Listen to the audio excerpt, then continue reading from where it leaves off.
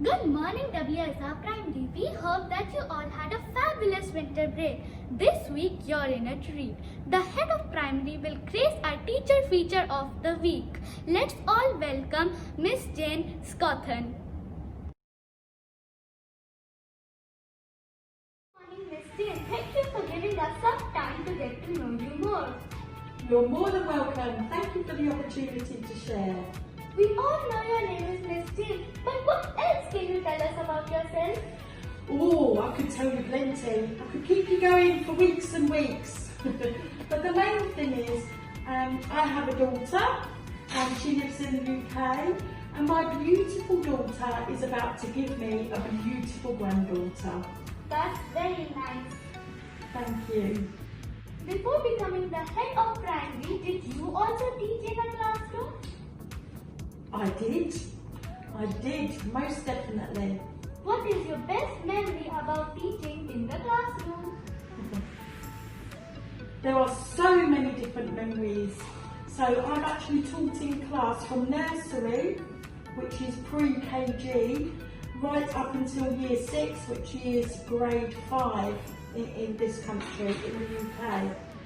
So I've taught in England, in Abu Dhabi and in Ras Al Khaimah. Amazing. Thank you. One of my best memories is reading a book with the children in my class. It was a grade 3 class, so that's year 4, grade 3 class in England. And the book we were reading was called A Long Walk to Water. Amazing. A true story and very, very sad. And we were reading, and as I was reading, the tears were falling from my eyes because it was so sad. One came over to me, put his hand on my shoulder and said, "Don't worry, miss, I will read for you." And he took the book and he continued reading. It was very touching and will stay with me for a very long time. That's very sweet. How did you come to work and live in the UAE? Okay, so like I said before, I have a daughter, and my daughter and I, it's just the two of us. We used to live in East London before we went to Abu Dhabi in the UAE. So my brother came to my house one night and he said, "What are you doing with your life? You have this teaching qualification. Go out into the world and show your daughter that there is more to life than where we live." So this is what I did. I started applying for jobs abroad. My daughter and I went to Abu Dhabi, and the main reason was to show her that there is a whole world out there. You've just got to be strong enough to go and get it. Wonderful. Thank you. What do you miss the most about the UK? I feel this interview is all about my daughter. Because she's the person, obviously, that I miss the most, and my mum and dad, and my brothers, their wives, and my family. This is the thing that gives me the most heartache, what I miss the most. That is so nice. Thank you. How are the students in the UK different from students here in the UAE? Now, let me think.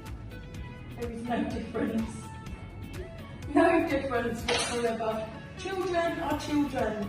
It doesn't matter what country you come from. If you're a child, you're a child. They still love to learn. They still love to read. They still love to be listened to. They still deserve to be valued and loved and nurtured. So, no difference. That's a very good answer. Oh, thank you. The pandemic has really affected us all in many ways. In your opinion, how has it affected education? I think in some ways it has really helped education to evolve, to move on, to try new things and open new doors. And in other ways, I'm really sad because I feel that it's had a detrimental effect on education. So we would say it's like a double-edged sword. On one hand, you know, great things have happened. We can now teach whenever, wherever we are in the whole world. There'll be no more rain days for the children of WSR, because if the rain really comes down and the buses can't get to families' homes, then the children will be no problem. Miss Nicole will say, okay, home learning day, and then we will teach from home.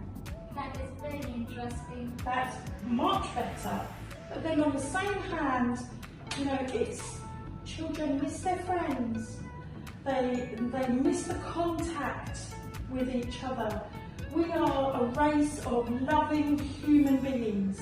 We love to touch. Normal, what would be the first thing you would do? I would definitely arrange a huge assembly. Do you remember last year at the end of our assemblies, well, all throughout our assemblies, we used to have so much fun all being in the MP page together? That was very fun. Wasn't it? And what did we used to say right at the very end? I would say, one tribe, one family! One tribe, one family! Woo! So we could all say that again together, and to see the lovely smiles on the children's faces, and for us just all to be together, that would be fantastic. I would really love that. Me too. What's the most challenging task about being the head of the primary? Oh, that's a very good question. It actually changes on day to day or week to week. So one day you might find something is more challenging than it is the previous day or the next week. So it actually changes. But I think the thing that is on my mind the most at the moment in primary is keeping the children safe.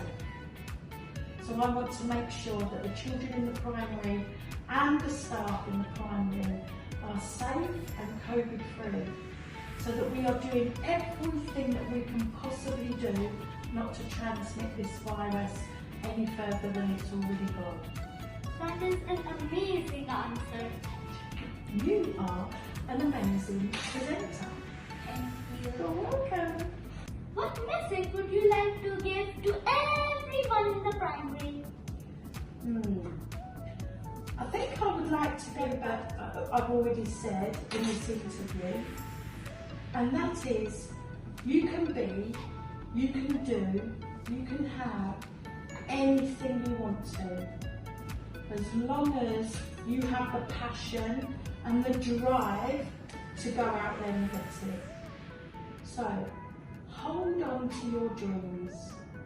Whether you are in KG1 or whether you're the deputy head of primary, hold on to your dreams. Work towards them.